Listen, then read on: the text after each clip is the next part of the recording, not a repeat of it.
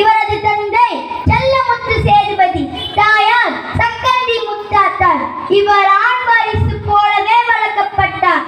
இவர் சிறு வயதிலே சிலம்பம், குதிரை ஏற்றம், யானை ஏற்றம், வாள் வீச்சு, வில் வித்தை போன்ற வீர விளையாட்டுகளை கற்றார்.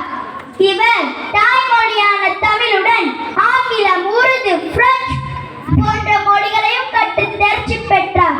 1746 சிவகங்கை மன்னனான முத்துவடுகநாதரை மணந்து பட்டத்து ராணியானார். காளையார் கோவிலில் நடந்த போரில் முத்துவடுகநாதரை கொண்டனர் வெள்ளையர்கள்.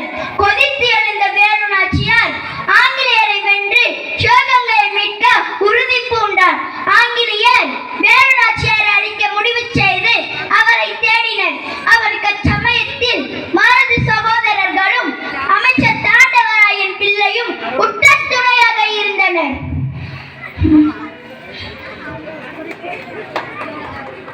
வேலு நாச்சியாரின் உயிரை காப்பாற்ற தன் உயிரையும் கொடுத்தார் உடையாள் என்ற பெண்.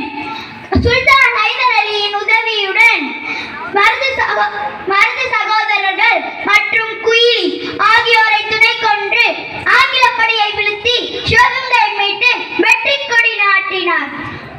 சரித்திர புகழ் வாழ்ந்த இந்த வெற்றி கிடைத்த போது வீரமங்கை வேலு நாச்சியாருக்கு 50 வயதுதான்.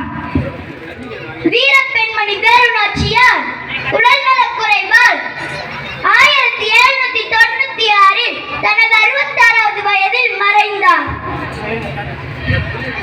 வேலு நாச்சியாரின் பெருமையை